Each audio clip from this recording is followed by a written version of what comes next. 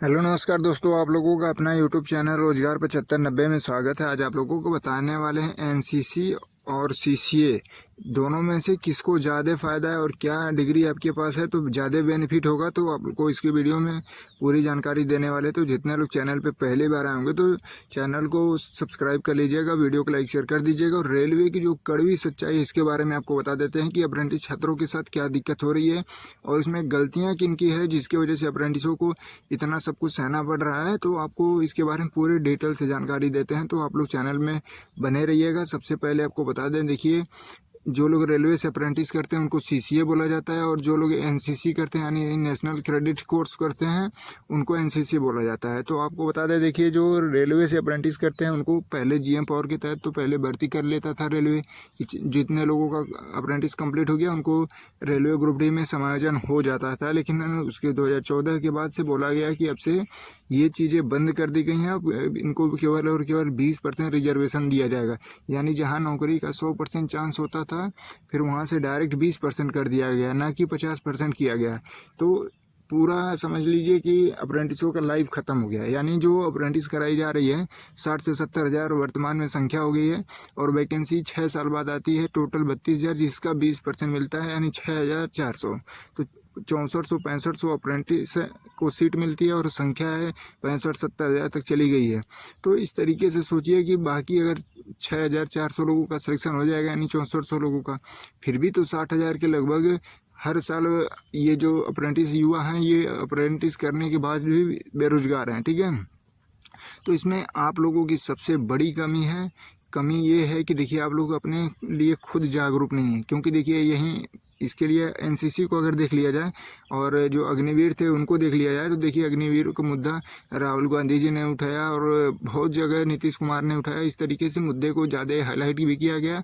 और जैसे कि आप लोगों ने देखा होगा कि जब सरकार पे दबाव बना तो गृह मंत्री ने खुद ऐलान कर दिया कि कोई भी अग्निवीर बेरोजगार नहीं रहेगा, उसको कहीं ना कहीं उसको ज़रूर नौकरी दी जाएगी। स्टेट लेवल में या सेंट्रल लेवल में कहीं ना कहीं उसको ज़रूर समायोजन किया जाएगा।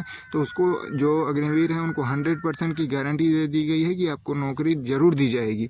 और उसके लिए एक अलग से पोर्टल बना दिया गया है कि जो अग्निवीर से आ रहा है वो अपना यहाँ पे रजिस्ट्रेशन कर दे, जिससे सरकार को पता चल सके कि कितने लोगों को सिलेक्शन हो गया है, कितने लोगों का नहीं हुआ है।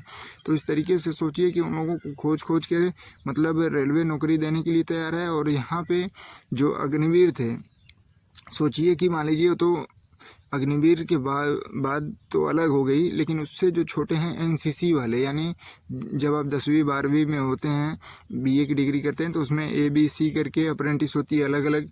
तो इस तरीके से बच्चे अपना ये एनसीसी करते रहते हैं। तो एनसीसी करने में देखिए जैसे अगर आप एनसीसी किए हैं तो सरकार ने अलाउंस कर दिया है, यानी भारतीय सेना ने भी अलाउंस कर दिया है कि जो एनसीसी किया है अगर वो अग्निवीर में आना चाहता है तो बिल्कुल उसको 100% रखा जाएगा।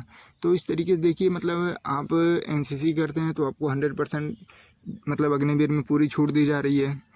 अगर आप अग्निवीर हो फिर उसमें आपको अलग डिपार्टमेंट में मतलब नौकरी देने की 100% की बात की जा रही है। और वहीं देखिए जब बात आती है एनसीसी यानी नेशनल क्रेडिट कोर्स की, यानी अप्रेंटिस जो लोग रेलवे से अप्रेंटिस किए हैं उनकी बात जब आती है तो वहाँ पे बोला जाता है 20% आपको दिया जाएगा। ना कोई मेडिकल सुविधा, ना कोई छुट्टी, 12 तो सीएल दिया जाता है पूरे 1 साल में और 8-8 घंटे वर्कशॉप में ट्रेनिंग के नाम पे बच्चों से काम करवाया जाता है। तो इस तरीके से सबसे बड़ी कमी जो है जितने अप्रेंटिस छात्र हैं इनमें कमी है।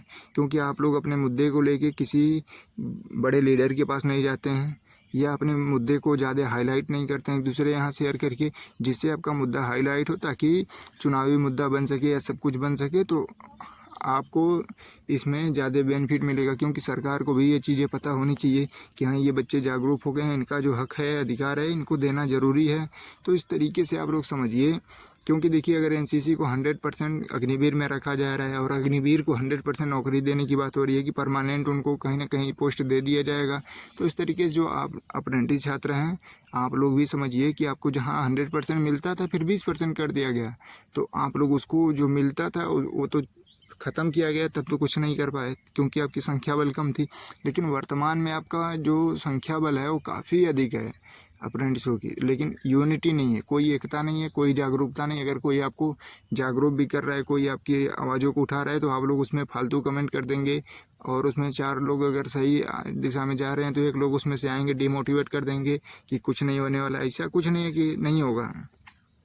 अगर नहीं होना रहता है तो रेलवे अपना ऑफिशियल डाटा नहीं हटाता। जो अप्रेंटिसों का डाटा आया था ना 1,31,000, तो डाटा नहीं हटाता था। इतना आवाज़ उठाना और इतना मेल करना रेलवे बोर्ड को, और एनसीआर प्रयागराज से जहाँ से अपलोड किया गया था, इतना मेल किया गया कि ये बिल्कुल डाटा गलत है। आरटीआई में जो डाटा दिया गया उसका सीधे डबल कर दिया गया है। तो रेलवे खुद अपने बैकफुट पे आई और उस डाटा को हटा दिया। और यहीं पे आप लोगों ने देखा होगा कि रिटायर कर्मचारियों को रखने की जो बात हो रही थी जीएम पावर के तहत, तो सभी अप्रेंटिसों का मैसेज आने लगा कि सर इस मुद्दे को जल्दी से जल्दी उठाइए आप लोग, ताकि अप्रेंटिसों का जो हक है वो रिटायर कर्मचारियों को दिया जा रहा है। तो उस जब उस मुद्दे को हाईलाइट किया गया, जैसे ही मुद्दा हाईलाइट हुआ एआईआरएफ की तरफ ये मुद्दा पता चला, तो एआईआरएफ ने तुरंत एक्शन लिया इस पर, और कड़े संदेश में रेलवे को नोटिस भेज दिया कि देखिए जो रिटायर कर्मचारियों को जीएम पावर या कॉन्ट्रैक्ट बेसिस पे आप रख रहे हैं लेवल 1 से लेवल 9 तक के कर्मचारियों को, तो इस तरीके से तुरंत इस पर रोक लगाया जाए। तो तुरंत एआईआरएफ यानी शिव गोपाल मिश्रा की तरफ से पूरा उसमें रिटायर कर्मचारियों का जो भर्ती किया जा रहा था दोबारा से, उनको पूरे तरीके से रोक दिया गया है। तो फ़ायदा बिल्कुल मिलता है अगर आपकी आवाज़ों को सभी तक पहुंचाया जाए और आप लोगों को संगठित किया जाए, तो सब कुछ आपका जो हक है वो मिल सकता है।